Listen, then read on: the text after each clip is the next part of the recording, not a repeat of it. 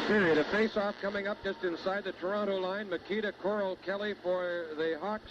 That is Sittler with Errol Thompson. And at the right side, the veteran Ron Ellis, who is back and back strongly in his comeback this year. The Hawks winning the draw, send it to the corner. Lenny with it. Makita after him. Makita gets partial possession. It's loose. Whacked up by Kelly. The Leafs break out quickly. 2-on-1. Here they come in on goal. Ellis closing the shot. Sensational save. He robbed Ron Ellis. He robbed Ron Ellis at point blank as he came roaring in down the right board. And the Hawks then cleared it. Now a pass to Ellis. Delayed offside, and it's now whistled down. That was the save of the minutes. 35 seconds remaining. Now Randy Carlyle hit the linesman once with his clearing pass attempt, recovered it to Turnbull. The pass, Kelly intercepted at his own blue line. It is offside Toronto as play is whistled down.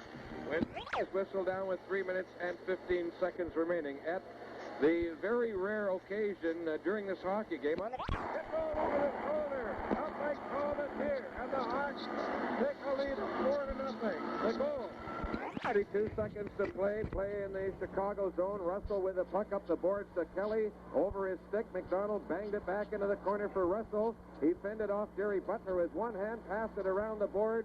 It is jammed up near the line, and Daigle breaks out with Valaket in pursuit, winds up, shoots off, ripping drive. That was blocked by Palmatier. Daigle can shoot, seems that he can do it all, and is coming on with play. Magnuson skating back deep into his own zone with Valaket in pursuit. He fell. Coral got it for the line, but not out the shot. It's loose in front of the net. Clear by Phil Russell. And Kelly has it. The crowd standing. 1 second, the game's over.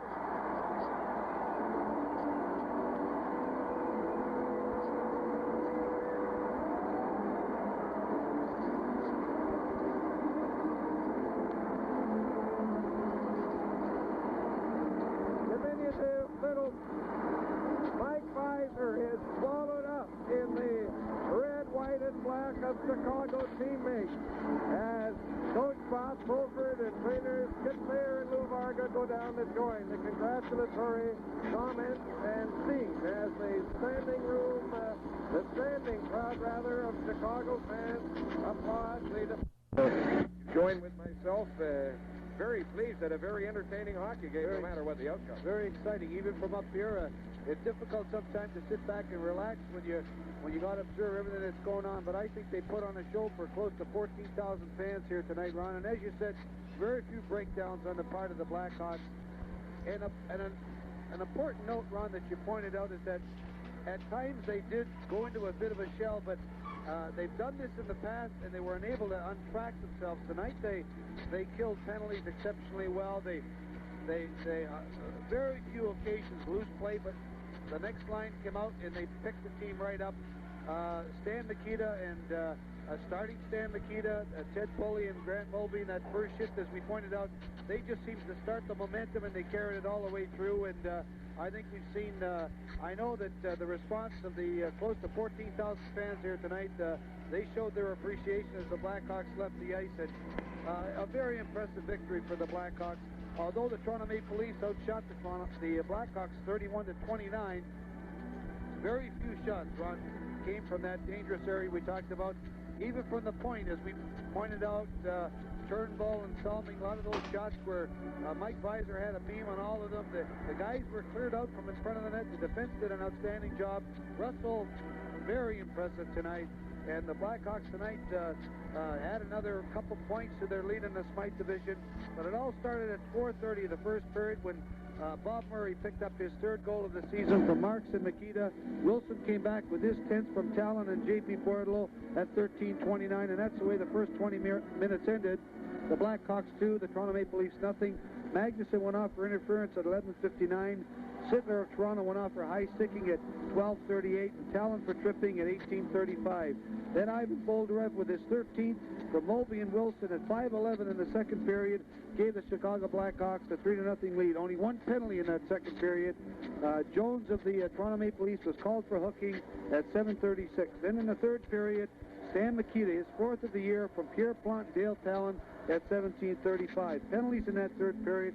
Marks went off for tripping at 6:08. Talon for hooking at 9:54. Then Sittler of Toronto for roughing, along with Russell from Chicago for roughing at 10:34. Chicago had 5 penalties. The Toronto Maple Leafs had 3. That was Mike Beiser's second shutout of the year. A very impressive victory for the Chicago Blackhawks and the fans here in Chicago. And Lou, we're not trying to drown you out there, but Greg Stone was just piping up organist Ron Bogna, who is playing for Old Acquaintance, Old Lang Syne, and winding up regular season play in the year 1977, because the only other game left is this New Year's Eve international exhibition against the Czechs, and then it'll be into a new year, and the Vancouver Canucks here on Sunday night. A lot of exciting hockey to look forward to, and certainly this has to be one of the most entertaining, if not the most entertaining of the year. Certainly invite you to stay tuned for Pat Muth on Focus 1000, vacationing Jack Stockton, and Pat will be talking to listeners on WCFL right after the game. But Lou, since we will not be broadcasting the Czech game, and if you want to see it, and I think it is well worth coming out to see, I guess we'll take this occasion to wish all of our listeners a very happy New Year, prosperity and peace and good health. Others